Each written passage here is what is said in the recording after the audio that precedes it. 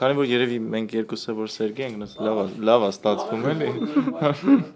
Սերգեյներից մեկը դիրիժորական վահանակի մոտ, մյուսը ջութակը ձեռքին նույն բեմում կոմպոզիտորական արվեստի 7-րդ փառատոնին կներկայացնեն հայ դասականներին։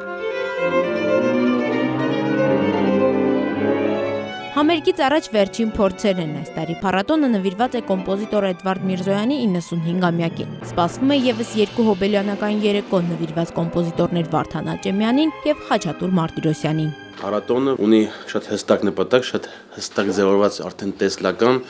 եւ արդեն ունենք ստրատեգիկ նշանակության հաղթանակներ։ Փառատոնին կլինի մեծ պրեմիերա ջութակի երիտասարդ վարպետը բեմում կներկայացնի Ֆանտազիա։ Ջութակի եւ նվագախմբի կատարմամբ կոնցերտը կոմպոզիտոր Խաչատուր Մարտիրոսյանը 2 տարի առաջ նվիրել է Սերգեյ Խաչատրյանին։ Երբ որ դու արդեն գործը վերցնում ես, դու արդեն ստեղծում ես ոնց որ քո մեկնաբանությունը այդ գործի մեջ եւ դրանով սարքում ես քոնը։ Պրինցիպիալ իմ մոտ մի հատ մոտեցում կա, որ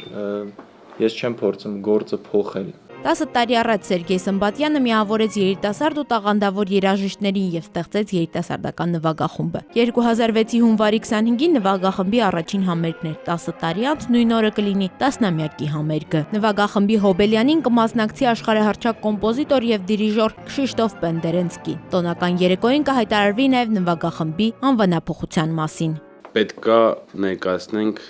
նվագախմբի արդեն նոր տեսլականի